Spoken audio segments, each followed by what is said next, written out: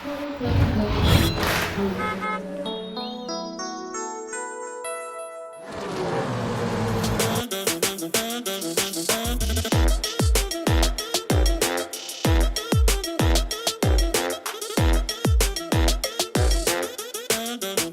everybody, I'm Simon from Vizu and you join me today for our KESS3 OBD training video. So what we're going to do in today's video is show you all the equipment you're going to need typically for OBD tuning, show you the process from start to finish, how we read and write the vehicle, and a number of the do's and don'ts along the way as well.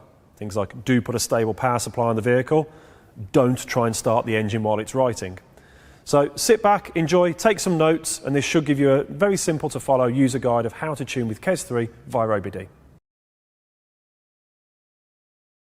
So before we start the job, and let's not rush in and just suddenly plug the tuning tool into the car, there's a few pieces of equipment that we need to make sure that we've got in our kit for today to get the job done properly. Remember, we want to be safe and cautious as we work on any vehicle for any kind of work to make sure that we're not exposing ourselves to any risks. So it's important that one of the do's is that we do have the right equipment to do the job. So first and foremost, for any tuning, we're going to need a laptop. Put this over here. There are minimum spec requirements, and we'll put those in the notes for the video, but basically a middle range laptop, about a 2 GHz processor, decent bit of memory on there. The better the laptop you've got, the quicker it's going to communicate, but generally a middle range laptop is absolutely fine. It does need to be Windows based though, just bear that in mind. Next, quite importantly, we're going to need a stabilizer, a battery stabilizer. So we're using the CTEK Pro 25S. This gives us about 12 volts and 25 amps of continuous stable power supply to the battery. We're not trying to charge the battery, it's not a battery conditioner on there. When we're communicating to the car, we want to keep a nice consistent voltage and ampage level through the battery. We don't want any of those crazy spikes causing any instability in the communication. Now for one of the most important parts of the kit that it's often overlooked by a number of people, diagnostic tool. It's really important that before you do any tuning on a vehicle, you give the ECU, transmission, the whole car really, a good health check. Scan it with the diagnostic tool to make sure there's no underlying or sort of hidden faults or errors in there. The last thing you want to be doing is tuning a petrol turbo that's got an underlying misfire fault, or you're tuning a diesel performance and it's got an EGR actuator fault in there. You need to know that the car is good, clean, ready to work on. Shiny on the outside, you need to make sure that ECU is shiny on the inside and fault-free. Next, extension lead. Whilst it sounds like common sense that we need an extension lead, depending on where we're working on the car, you need to make sure that your laptop has the charger plugged in. The last thing you want is the laptop running out of power whilst you're partway through reading or writing to the ECU. Your diagnostic tool might need a power supply, and of course, your battery stabilizer is going to need a power supply. So these sort of form the core part of your tuning kit. And last but not least, KESS3. We need our OBD tuning tool. So we're going to move all of these around, and we're going to take you to the car, we're going to get these connected to the car, and then we'll come back to the kit, show you through the kit of what's in there once we've checked the car for any fault codes, and we've got our stabilizer connected and ready to work. So I've mentioned the importance of the battery stabilizer. We're going to connect to the positive on the battery, and we're not going to connect to the negative, we're going to connect to the earth on the vehicle, just so we've got a nice stable power supply. Notice our CTEK is not currently on. One of those sort of on the do list is we connect the charge points first, then plug in the CTEK. The last thing we want to do is plug in a charger or power supply. You might not be using something like the CTEK, you might be using a different model, different settings and characteristics. The last thing you want to do is have live power coming through the crocodile clips whilst you're trying to connect. We plug it into the power supply, we see it lights up nicely, and in this case with the CTEK, it's really important we see the supply light lit up in orange there, so we know it's in supply mode as opposed to recondition or charge. The supply in this case of the CTEK is a constant power supply, balancing out any peaks and troughs in the voltage and amperage. And we can see there's no codes present at all. We know internally from a software point of view this car's in a good state of health, no underlying fault codes in there. It's great, we can crack on now with the reading and writing process. So let's take a look at the KESS3 kit. First of all, it comes in this really strong, sturdy sort of flight case, plenty of packaging and padding inside. Take off the securing clips and we'll open the box up. As you can see, nice secure foam padding in there to keep all your cables and accessories nice and safe. Now for today, we're doing OBD. There's only actually 3 cables and pieces of equipment we're going to need out of this box. We're going to need our KESS3. We're going to need our USB lead. This is going to connect the KESS to the computer itself, to the laptop. And we're going to need our OBD2 cable. This, of course, connects the KESS to the vehicle itself. And that's it. That's all we need from the kit. Everything else that's in here is for the bench or for the boot mode supported options on KESS3. So all of the cables here you can see in our boot and bench mode training videos.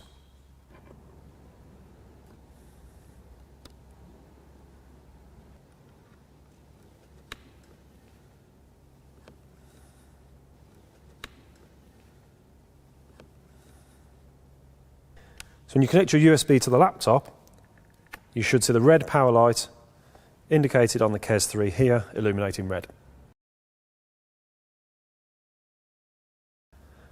So now we've connected the KESS3 to our laptop, we need to open the software. So we're going to go to Alientech Suite on our desktop. You'll see the software open. We're going to make this full screen just so we can see all of the data on the screen easily. You'll notice at the top of the screen we've got the tool synchronization. This is basically the online check, making sure your tool is in license, it's up to date, everything's working as it should on there. We've got checking firmware version, sort of normal hardware checks. You may also notice on the KESS3 itself that the power light may go off as the data light comes on, as those 2 lights sort of swap around as it's going through its background checks and that synchronization process. You can see the example here that it's actually updating the firmware. So when you first plug a KESS3 in, it will go through an update process. If you're on the latest version of the software on the computer, that's great, but the firmware will need to be updated as well. If the software on the computer is out of date, you'll see a little window pop up at the start saying, update available, would you like to update? We always recommend that yes, you do update before you start a job. Don't update between reading and writing a vehicle, unless you're otherwise instructed by Alientech support or by the VZU support team. Really important reason for this. You may be using a certain family sort of protocol number for the vehicle, and it may have been updated for a new release of the K-Suite software. If you read it on version 1, and now it's been updated to version 2, the writing may be slightly different to the file that you downloaded. So best practice, don't update the software or the firmware in between the reading and writing process on a vehicle, unless otherwise instructed by the support teams. Now it's completed. We can see we've got our Alientech Suite. We've got our options on there. It's showing us that we've got internet connection. The little symbol on there, sort of the Wi-Fi signal, if you like, in the top corner. If that's red, or a big sort of cross through there, it means you've got no internet connection. You do need internet connection to use the Alientech KESS3. It's a much simplified interface compared to the previous version. It's all on one screen. We can see on the left-hand side we've got our vehicles, support, news, and options. We're going to jump down into the options before anything else, just to show the options we've got in there. So in this case, we've got it in language and English. We've got legal notices, that's the sort of disclaimers about obviously the use of the tool itself. Version, and we've got updates. Now this is completely up to date, so we don't need to press the updates option on there. News will take us to Alientech's site to give us news about brand new releases.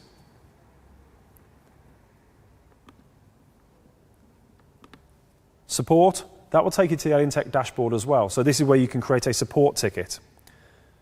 So if you're already logged in, it will take you straight to it. If you're not, you'll need to sign in with your Alien ID and register the support ticket for the tool that you're using.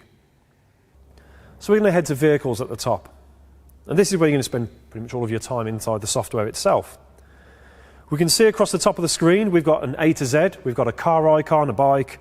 We have a truck, HGV on there, sort of lorry. We also have tractor, which of course is for our agricultural. Might not be a tractor, might be a combine harvester or something else, but you get the idea. All of our sort of farm equipment and machinery that's supported is listed under that icon. Then we have a little boat at the end. That's for all of our marine applications, whether it's a jet ski or it's a big twin hull catamaran running big sort of diesel engines.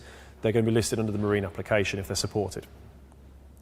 The A to Z basically means everything that's supported is found under the one list. Now this simplified interface means that all we have to do is come down to the drop-down arrows underneath where it says vehicle make, just left click, and we can see everything in alphabetical order is listed there. Now, of course, we've got it on the A to Z at the moment, which means we've got a big list of every single manufacturer that's supported, by the way, for OBD and boot and bench, all through one interface. So we need to narrow that list down to make our lives a little bit easier and to make the journey a bit quicker. So we're going to left click on the car icon. With that clicked, we could then use vehicle make. And we can come all the way down to Volkswagen at the bottom of the screen here. Select Volkswagen. And we get every Volkswagen vehicle. As you can see, there's quite a few Volkswagens to select. Huge year range, model range, engine and ECU variants all supported in there. We can then try and filter a little bit more by going to model and from year. Now, with this, I actually recommend you probably skip a step and jump across to the category over here first. The reason for this, it will shortlist the vehicles a little bit more. Because if you look on here, we've got a couple of different Amaroks. We've got 1, 2, 3, 4, 5, 6 Beetles showing on the screen there. Now, it might be your vehicle is between a listing that says 2012 to 2017, and there could be 3 or 4 different slight variations of crossover in there. So let's see if we can filter it down a little bit more. Go to category, and we've got the option for ECU and TCU. Obviously, ECU, engine control unit, also known as PCM, powertrain control module. We've also got TCU, which is your gearbox control unit, or transmission control unit as it's known here. We're going to select ECU. So that's only filtered a few more out, but you can see the list, our little filter list, is increasing here. Fuel type. Well, this should help us filter even further. Let's select diesel. And we can see, I'm just going to clear the diesel one off for a second, either by pressing the X here, or the little X here to close it. At the moment, we've got 1,372 results. If I take that off, we've got 3,052. So just by selecting the fuel type on its own, we've just taken almost, or just over half of the listing out of the way. We've reduced it by over half. This is going to help us a little bit more. So now we go into model year. And we can see, just as the Beetle as an example was, it isn't a Beetle here, it's a VW Golf. We can see that the Beetle variant that was showing 6 on the screen has already dropped to 4. So it's making our list a little bit more manageable, easier to see. And we can drag this down now to Golf. And of course, Golf's going to be a large listing on there. And we've got a couple of options for Golf. Now, if you know the specific code of Golf that it is, so we typically run off sort of Mark 4, Mark 5, Mark 6, Mark 7 and so on. But you can see you've got 5G1, you've got BQ1 on there. Now, this is a 2019 vehicle. So it stands to reason it should be under the 2017. So we'll left click on there. And we're greeted with this large list on the screen here. Now, you may find that your vehicle, whilst it may be a 2017 model, and there's a listing from 2017, just because that's the year the vehicle's registered. So, for example, in a UK, it may have a 17 or 67 plate on there to show it's a 2017 vehicle. It may be that it was built even as far back as 2015. It may have stayed in storage for a while, waiting to be sold in a dealership, and then was given its new registration plates or license plates. So just because it says it's a 2017 vehicle, looking at the vehicle documentation, it may be a slightly older vehicle in terms of its build date. And it's the build date that's the important bit. If we're looking under the listing, as you can see here, from 2017 onwards, our vehicle may even say 2018 on its documentation for when it was first registered for road use, its license plate or registration number, etc. But it may well have been built in 2016 as part of a huge big production, and it just sat in a dealership. It may have been a bright pink model that wasn't the most desirable one and took a while to sell. So it may have pre-2017 control unit inside. It's important to take away from everything we're going through here that all of these options we're looking at are to try and help us find the correct ECU, or in this case TCU as well. This is the important bit of information. We're not going to find an EDC17 C64 ECU that is a VAG, Volkswagen Audi Group specific control unit, in a Mercedes-Benz C63. You may find EDC17 ECU types in Mercedes diesels, but the C64 is specific to the Volkswagen Audi Group. So it's that ECU type that we're looking for. That's the important bit. All this information here is a guide to try and get you to the right ECU. Of course, if you're on the wrong ECU, it's either not going to read or give you some sort of error or maybe an incorrect ID on there. You ID the vehicle, it tells you, hey, I'm actually a different ECU. What we're trying to get to is the right ECU type. So you can see on there we've got, obviously, the Volkswagens down the side, Mark 7 or 7th edition. We've got the code for it, the BQ1, 2017 onwards. So it doesn't mean it has to be manufactured in 2017. It could be a 2018 build date on there. And we've got the 2-litre TDI Blue Motion in there, EDC17 C64. We've got down here Delphi DCM 6.2. And then we've got a C74. Now we actually know on this vehicle it's a C74.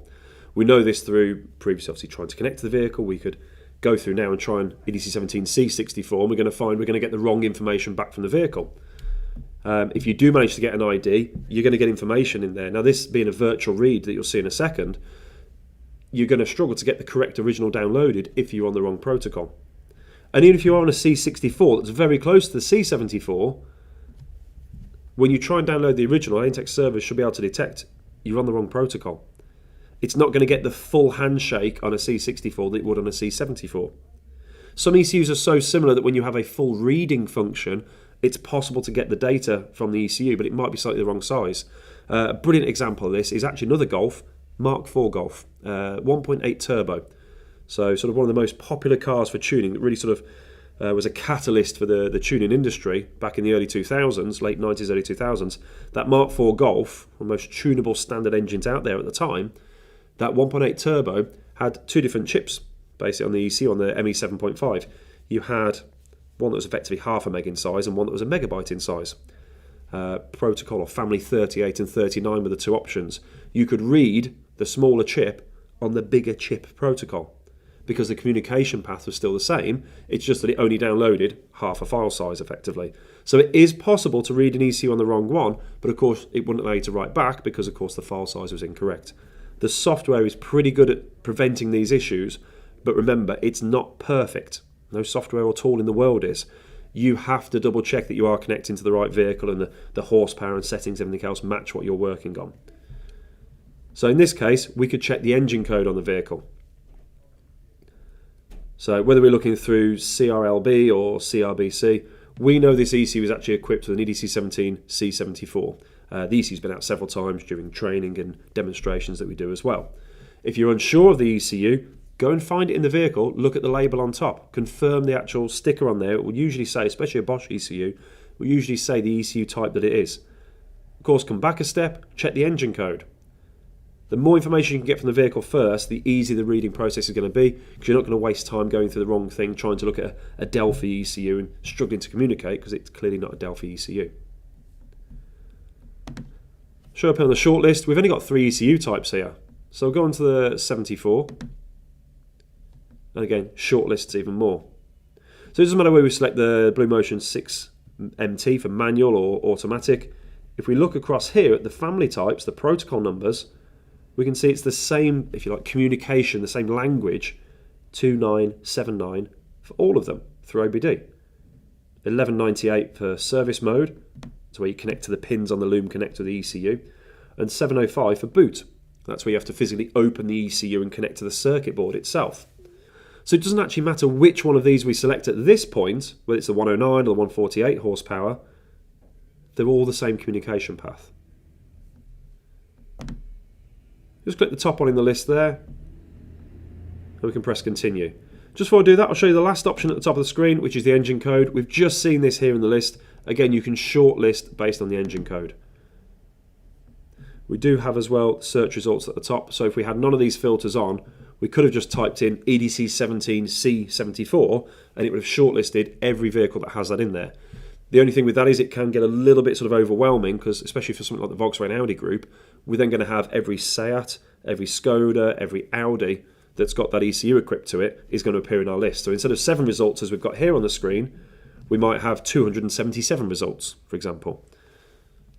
But it's a quick way to sort of pre-filter the information, if that makes sense.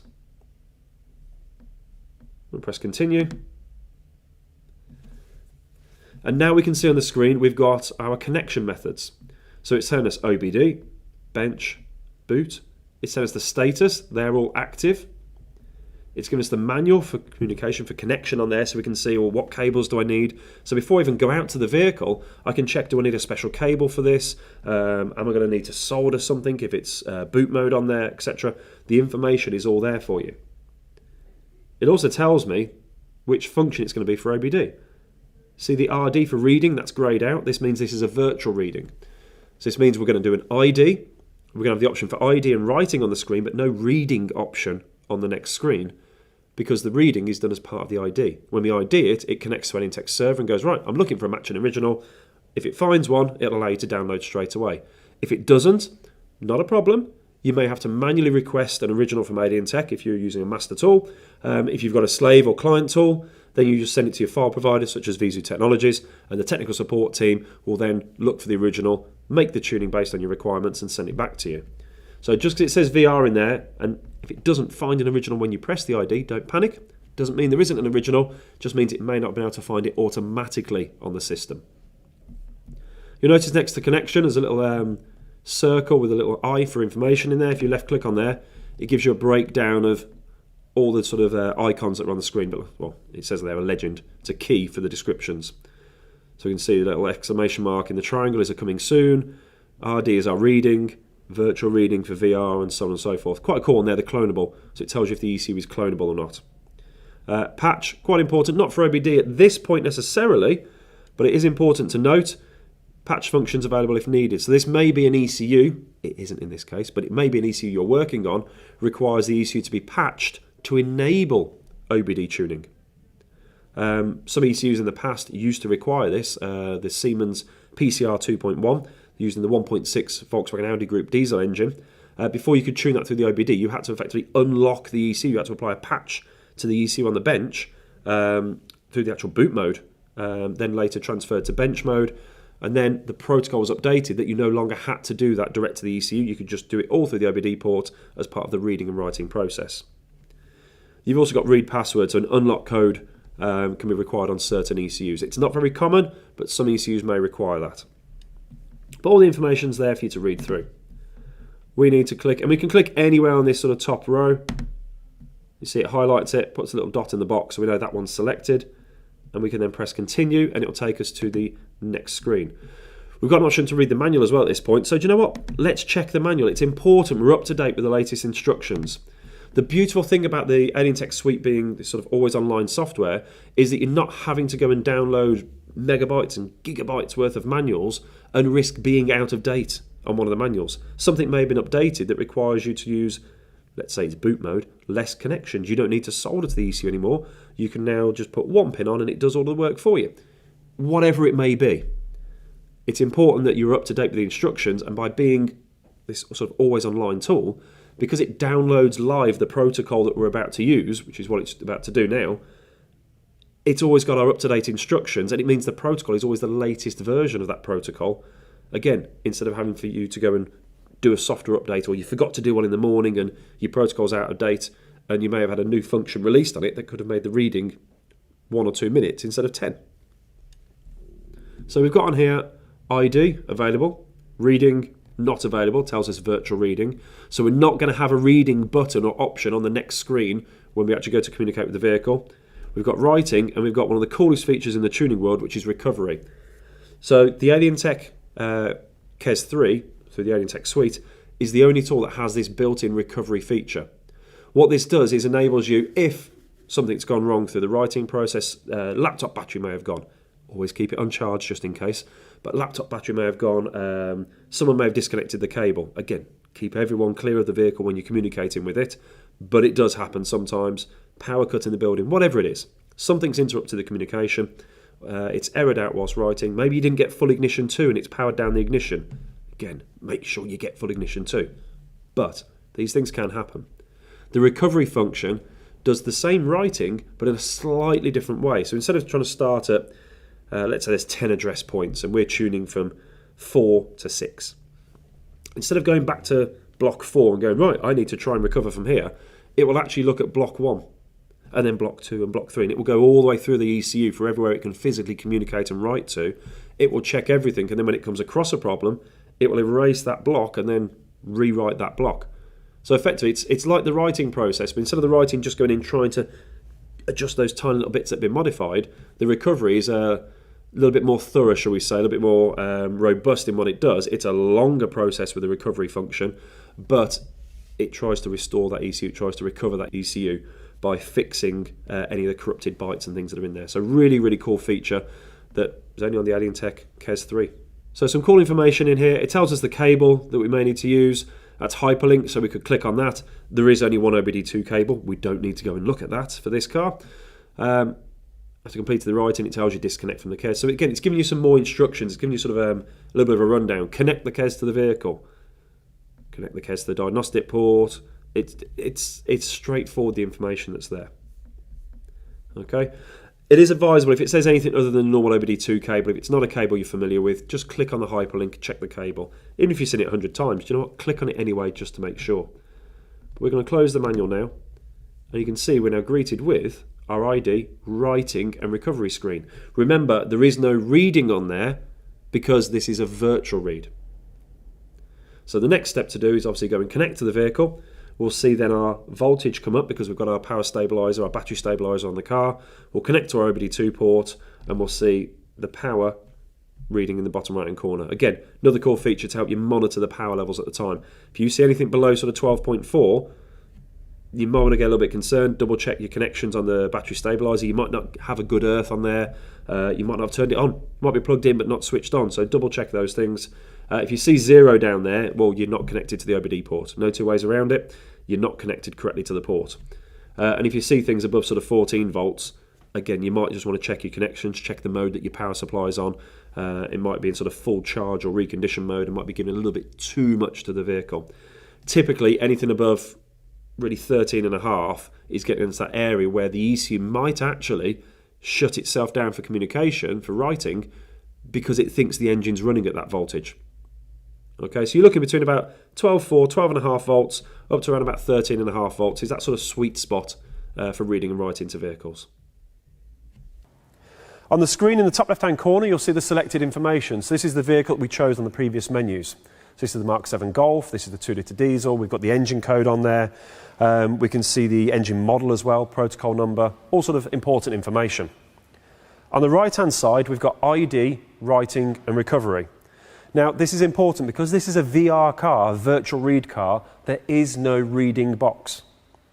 If it had the RD highlighted in bold black text on the previous screen, then this would mean that this vehicle is what we call a sort of traditional read and write car, where we would take a copy of the software through the OBD port from the ECU.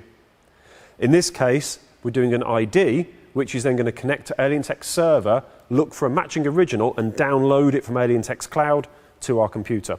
These are actually great because they're a much quicker read and write process because it's the virtual download. The only difference you're going to see, as I said, with the read option is you'll see a reading box there.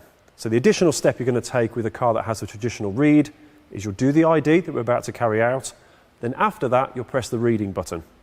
That takes you through the same process that we're going to do on this car, just take a few minutes longer as it's actually taken a physical copy of the data from the ECU. Don't worry, when you've taken a copy of data from the ECU, you've only taken a copy. You haven't downloaded the information that's there and left the ECU blank. So if the customer needs to go or you need to move the car, it's in the workshop, blocking a ramp, whatever it may be, as long as you've finished the reading process and it's all completed, the file's saved, it's a copy of the data. You can disconnect everything from the car, start the car and position it wherever you want, or the customer can carry on their journey and come back later on in the day for the tuning. They might have an urgent appointment to get to. So we're going to continue now with the ID option. So you can see ID is highlighted at the top. We're going to press continue. Just noticing down in the bottom right hand corner we've got the battery voltage. So it's a really cool feature of the KESS3. You can see the voltage of the battery, so we know the stabilizer's working. We know we've got a good current through there. If you start to see anything sort of really below 12 volts, you need to check your connections on the charger. It may be you've got it connected but you haven't plugged it into the extension lead. Whatever it is, check the voltage. Anything below 12 is really too low, and at that point you need to check what's going on with the vehicle. If you get above sort of 14.4, 14.5, once the ignition's on, then you've probably got an issue somewhere else as well. Maybe the charger you're using, the stabilizer, is a bit too strong. You need to dial it down to a lower setting. Whatever it may be, just check the voltage. Ideal operating conditions are between about 12.4 volts and about 13.5 to 14 as a maximum. So we're going to select ID and press continue. You'll notice a sequence of messages appear on the screen saying things like check you've got the right family, check you've got the power connected, so the battery stabilizer, which we can confirm in the bottom right hand corner with the battery voltage that's showing down there. At the moment we've got about 14 volts, just over 14. It's a little bit high, but we haven't turned the ignition on yet. Of course, once the ignition's on, all the control units power up, there will be a slight drain or draw on the voltage and ampage through that battery. So that's okay at 14 at the moment. It's important you pay attention to these messages. Even if you've tuned hundreds of these cars before, this may have a slightly different ECU or slightly different software version in there, and what may happen is the sequence may differ slightly. Don't go through it on autopilot. Don't just think, oh, ignition on, click the button and press OK. It might be telling you something important. Some BMWs, for example, require the seatbelt plugging in on the driver's seat and the hazards turning on before you read and write to the vehicle. So it's important, no matter how many cars you've tuned, whether it's your first or your 10,000th, always check the instructions that are coming up on the screen. Now it's asking us to turn the ignition on. Ignition 2, really important that it is ignition 2, not ignition 1. Sometimes with push button starts or key cards and push button start combinations, it might look like you've got ignition 2. Make sure you're familiar with the process for ignition 2 on that vehicle first. There's nothing worse than getting ignition 1. You might get a read through ignition 1 because you're only copying data at this point, but you repeat the sequence when you're writing. Ignition 1 is not enough power, basically. It's not the right operating mode to get the program to put the data into the ECU correctly. The dashboard may power down, and the last thing you want when transferring data, when programming data into an ECU, is basically the dashboard and the car to just turn itself off and go into sleep mode. So always make sure you've got ignition 2. It's really, really important. So it's starting its initial communication with the vehicle now. We'll see the voltage drop slightly just as the systems start to draw a little bit of power through there. That's not a problem. As long as it doesn't drop really below 12 volts, 12.4 ideally is the minimum, we're okay. We can see on there it's 13.9 now, so that's fine. The stabilizer's doing its job, everything's good with the car, and it asks us to turn the ignition off. Again, make sure it's completely off, not ignition 1, but completely off, all the lights off on the dashboard, and we click the OK button. You'll go through a sequence of these operation in progress. Now, it may be it's just opening the next part of the protocol. It may be saving a record of the actions it's just taken. It could actually be downloading data from the server. Just make sure you follow the steps through and let it carry out its actions on the screen. So once again, turning the ignition on to ignition 2, and we press OK. As we go through the Ecu Identification process, sometimes this can be quite quick. It's not necessarily computer-based. It's not even tool-based. It's car-related. So it's the speed of the communication on the car. You could have two cars, a BMW and a Mercedes, both with CAN bus systems. One may read quicker than the other, one may write quicker than the other. It's down to the ECU, the protocol, the wiring, everything else. So we can see on here it's got attention, ECU not identified, open a ticket, attaching log files to send to Alientech. Do you want to proceed anyway? It's not an uncommon thing to come up. It may just be something specific in this ECU has just sort of spooked the program slightly. It's going, I don't recognise that fourth character in there. It's not one I've seen before. The original could still be on the system, but think how many variables and different options of ECUs there are on the cars. Sometimes that may come back as a message. Turn the ignition off. Press OK. And again, it's giving us those attention messages. Make sure, for proper working on this family, to make sure it works correctly, make sure the stabilizer's on. And turn the ignition back on. Pressing the OK button. Now we can see we've got the ID. We've pulled up the hardware, the software, system, engine, even the chassis number. So it's definitely communicating with the vehicle at this point, which is fantastic. We've got the option to press Save ID here. Now, we mentioned there's a slight difference between this protocol and the read protocol. On the read protocol, you'd have the ID as a separate function, and then you can go into reading. Some people choose to go into reading straight away. This cool feature of KESS3 actually allows you to save the ID without having to go into the ID process at the start. So if you've got a protocol that says ID, reading, writing, recovery, and whatever else, you could just go into reading straight away. When it gets to this screen where it's done that first bit of communication, you can quickly save a snapshot of the ID to the computer and continue with the reading. Basically doing two processes in one, saving yourself a little bit of time and efficiency. We're going to press OK. And through a small sequence again now, what we should see happen is it'll connect to the server, and once it's connected to the server, it should allow us to download the original. You can see here we've got it as the save box. It's come up on our desktop, and we're going to call this the Visu Training Golf. I recommend strongly whenever you're saving a file, call it what it is, so if it's an ID or a read, but put the registration number in front. You can use the chassis number, now that is completely unique to the vehicle. Private plates or vanity plates could change on the vehicle, but the chassis number should never change. However, 17 characters, it's easy to make a mistake in there. Use the registration or license plate of the vehicle as the name for it. So this is just an example, and that's why we're calling it VZU Training Golf. So we can see at this point it's connecting to the server and it's trying to find a matching original. Unfortunately, it hasn't found one for this car. Don't panic. That can often happen. What we're seeing is that it's checked their server for a perfect matching original based on not just the ECU information, but the vehicle information as well. Remember, the VAG range has Audi, Volkswagen, Seat, Skoda, all encompassed under that brand.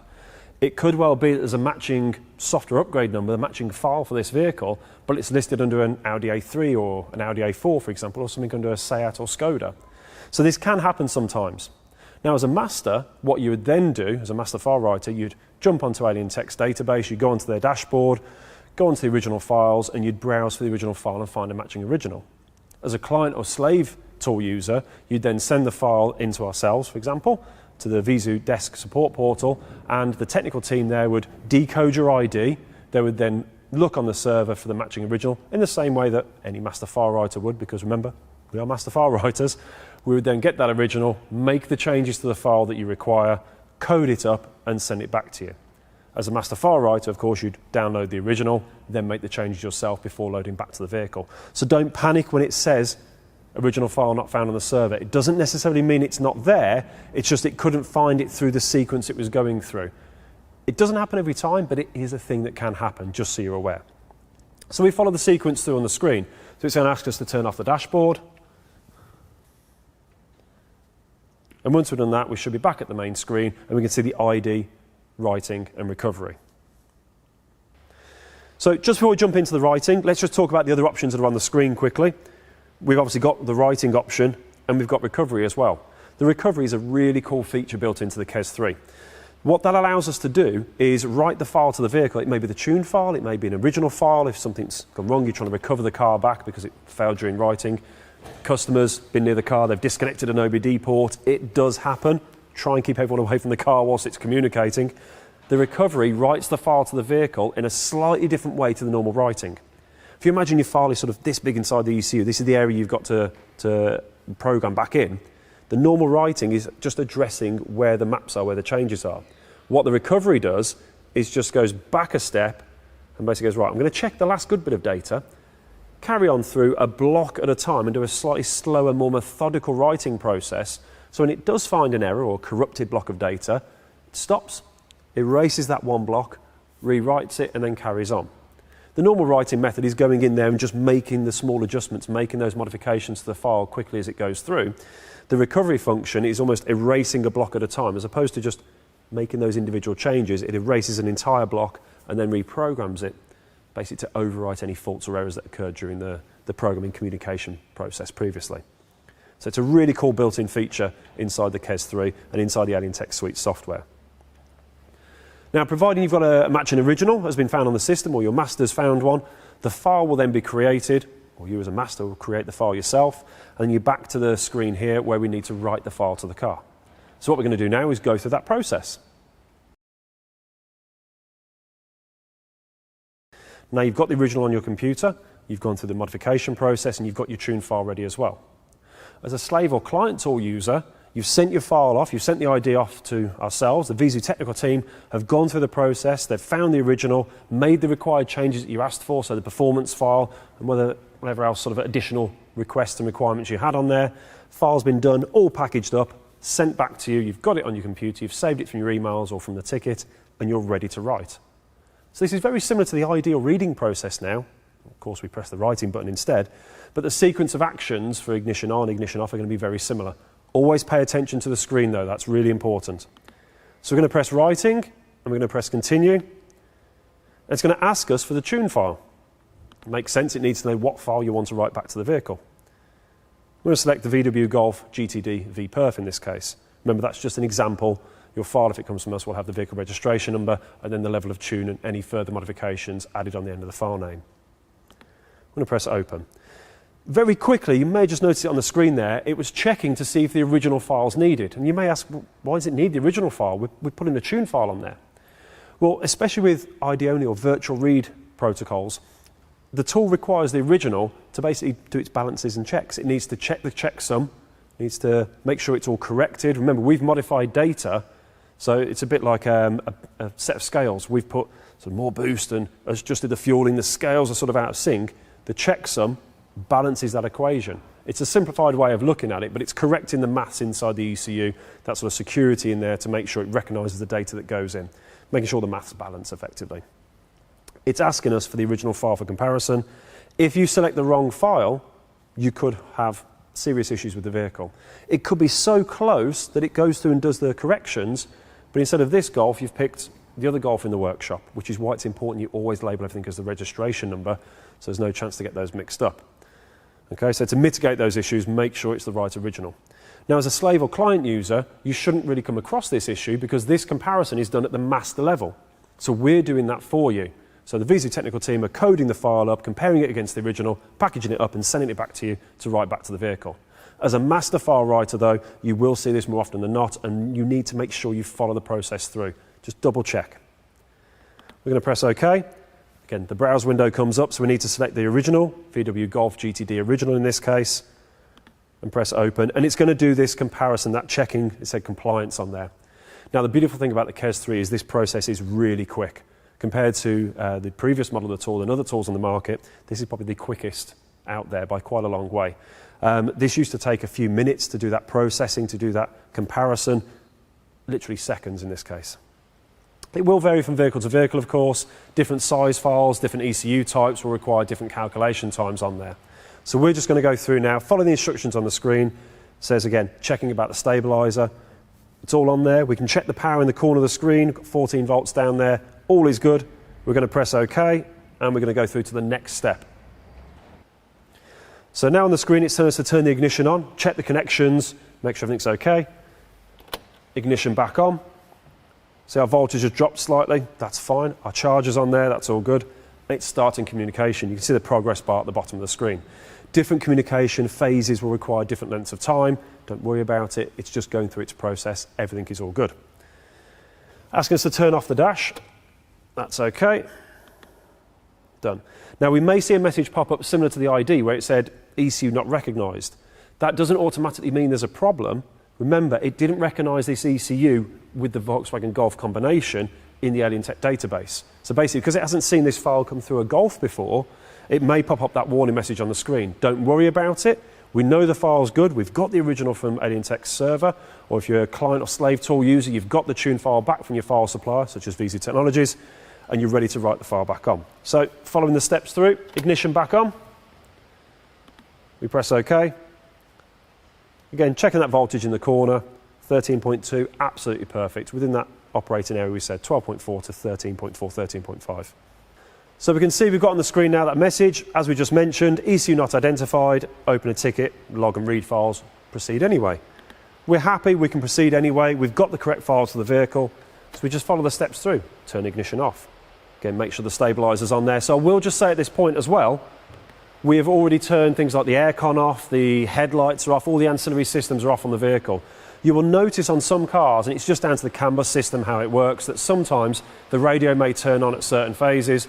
Don't panic, if it's on for more than a few seconds, just reach in and turn it off. But some vehicles do have the automatic start on the ignition too for the stereo to come on.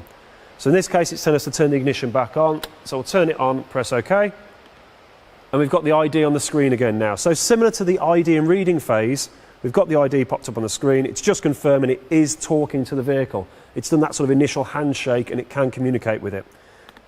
We'll press OK, and now we get to the good part, proceed to writing. At this point, make sure, because it's almost the point of no return, for want of a better phrase, make sure you've got the time you need on the car. It's not going to be moved in the next 2 minutes. You don't need to get in and get out of it to do other work on there. This is the point where you're going to press OK, and when it does start writing, you step away from the vehicle and leave it until it's completed or until another prompt appears on the screen. So make sure it's in a nice, safe place. No other work needs to be carried out on it whilst it's doing the programming. The programming, the writing, is the dangerous part of the entire process. Okay, that's when you're physically changing data in the ECU. A bit like copying a file to a memory stick. Okay, if you take that memory stick out part way through, you end up with a corrupted file. This is the riskier part. It's not that it's dangerous, but it's just you really need to pay attention to this part, make sure everything is nice and safe, no one touches anything on the vehicle. Proceed to writing. Make sure the selected file is correct for the car. ECU may be damaged if it's not. Again, it's giving you those messages. Are you sure you've selected the right file? You selected BMW M3. It's not an M3, it's a Golf. Make sure you've got the right data selected. And press OK. And again, it's going to go through a sequence of communications. We've got turn the ignition off. And we press OK. So we can see on the screen now it says turn ignition back on. So ignition back on, and we press OK, and it carries on through the communication process. And it's a simple case of just follow the instructions on the screen. The writing may be a little bit longer than the reading process, because that's actually because it's programming the data as opposed to just taking a copy of the information out of there. So it's going through all of its preparation process. We can see in the corner the voltage is good, just above 13 volts, and we simply just watch the process go through. You see there the training file, the VW Golf training file, the performance file is going on, so we know we've got the correct file selected, and it will take a couple of minutes to program onto there. You can see we've shortened this up slightly just for the video so you can see on there the programming. At 100%, it's completed, but we wait until the screen has taken us back to the ECU Communication Completed menu. It's telling us now turn the ignition off, so we'll do that and press OK. Again, part of this operation in progress is saving the log files, the records of what's happened. So the tool keeps a memory of the work it's done. Ignition back on. Again, follow the instructions on the screen and press OK. Just storing its log files again now, keeping a memory of what it's done, the actions it's taken, the voltage during the writing process, etc. That's it, telling us to turn the ignition off. So ignition off, we press OK. ECU written successfully. Well, that's good news, that's what we wanted. So as we can see, that's the KESS3 OBD ID reading writing process completed. Hopefully you now understand how to use the tool, the importance of the instructions that are in there about obviously making sure the ignition is on and power cables are connected for a stabilised battery supply on there. It's important you follow the steps through. If you follow all the steps through there, you should have hassle-free tuning for as long as you're using the software. Thanks for watching, everybody.